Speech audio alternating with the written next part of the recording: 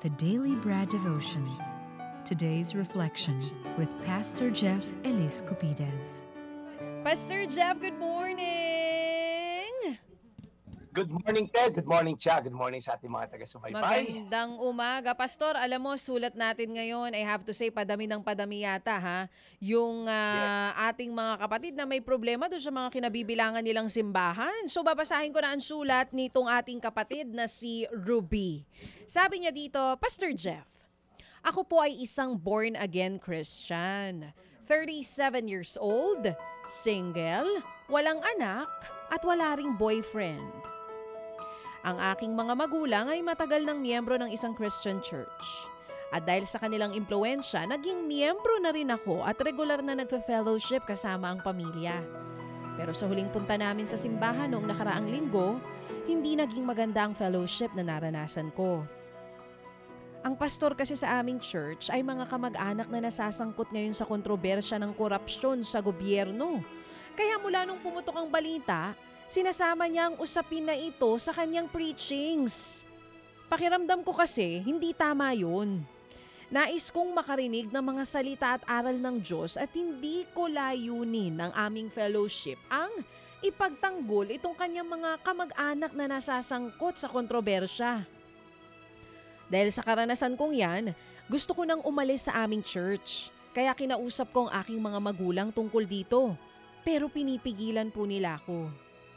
Nakokonsensya ako kasi hindi ko maatim na pumasok sa aming simbahan.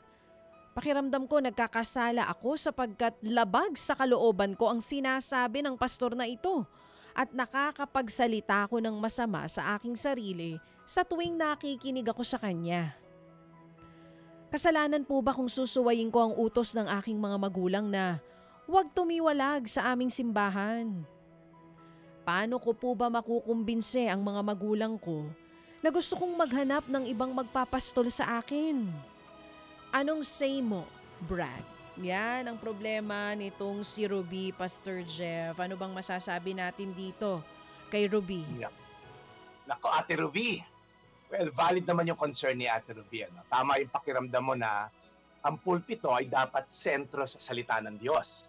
Alam niyo, hindi sa pagtatanggol, lalo na kung personal na interest. May area for that. Kung pastor ka or pare, meron kang personal opinion, huwag natin gamitin yung pulpito para sa pagpapalaganap ng salita ng Diyos. Sa Bible, malinaw po na ang tungkulin ng isang mangangaral ay ipangaral ang salita ng Diyos, ituwid yung mga pali, yung mga ganyan, sawayin at palakasin yung kongregasyon mo. Kapag ang mensahe ay nagiging masyadong personal o political, maaaring mawala sa tunay na layunin yung fellowship o ang pagpapalago ng pananampalataya. Ang sabi nga sa Acts 5:29, we must obey God rather than men. So ibig sabihin na to, kung ang pagstay sa isang church ay nagiging stumbling block sa iyong pananampalataya, Ruby, may karapatan kang maghanap ng ibang pastor o ibang komunidad na tutulong sa iyong lumago sa pagkakakilala mo kay Kristo. Kasi ang pagsunod sa Diyos ay hindi kawalan ng respeto sa magulang, kundi ito lang yung tamang priority. Now, pangalawa, honor your parents with gentleness, Ruby, ano? Hindi mo kailangan suwayin sila ng may galit. Pwede mo ipaliwanag na, tay, mahal ko po kayo nagturo sa akin ng pagmamahal sa Diyos, pero po sa ngayon, hindi po nakakatulong sa akin sa pagmamahal ko sa Diyos at paglago ko sa pagkakakilala sa Kanya, yung mga naririnig ko sa pulpito. Hindi ko po tinatalikuran ng Diyos, pero maghanap lang po ako ng ibang lugar na pwede kong ma-feed. So siguro sa ganung paraan, rirespetuhin ka. Hindi ko rin kasi alam edad mo, na baka naman 5 years old ka pa lang. Pero mahirap yata tumalikod sa magulang pag ganon. Pero tanda mo, the church is bigger than one local fellowship. Si Jesus ang ulo ng simbahan. He is the head of the church.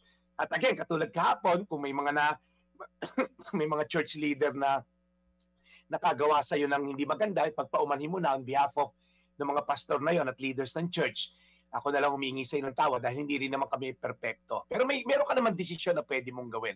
Kung lilipat ka, hindi ibig sabihin iniwan mo yung pananampalataya mo, sali pinoprotekta mo yung relasyon mo kay Lord.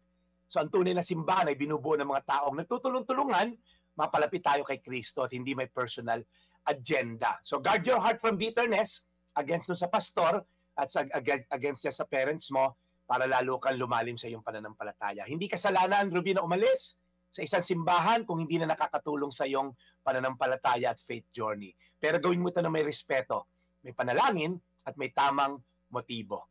Acts 5:29, we must obey God rather than men. Tayo manalangin. Panginoon, sinasalamin din ni Ruby ang mga karamihang tao, Lord, na napaso na because of church leaders na mga mali ang pamamaraan. Lord, alam ko naman na it's a calling. At may mga iba akong mga kasamahan siguro sa industriya ng pagiging pastor o pare o kung ano man ang leadership role nila sa simbahan. Patawarin niyo po kayo, Panginoon, kung minsan nalilihis yung ibang mga tao, Lord, ibang pastor, pare o kung ano man sa kanilang actual calling. So Lord, help us to stay focused on you, to fix our eyes on you, the author and perfecter of our faith. Patawarin niyo po, Panginoon, ang mga taong naligaw ng landas dahil sa kanila. So salamat, Panginoon, sa iyong kabutihan, sa pangalan ni Jesus. Amen. Panginoon, gabayan niyo po si Pastor Jeff sa kanya pong mga gagawin ngayong araw at ipinagdadasal ko rin po na bigyan niyo po ng kaliwanagan ang puso ng mga taong nalilito po ngayon. Ipakita niyo po sa kanila ang katotohanan at ibunyag ang tunay na layunin ng ibang mapagsamantala. In Jesus' name we pray. Amen.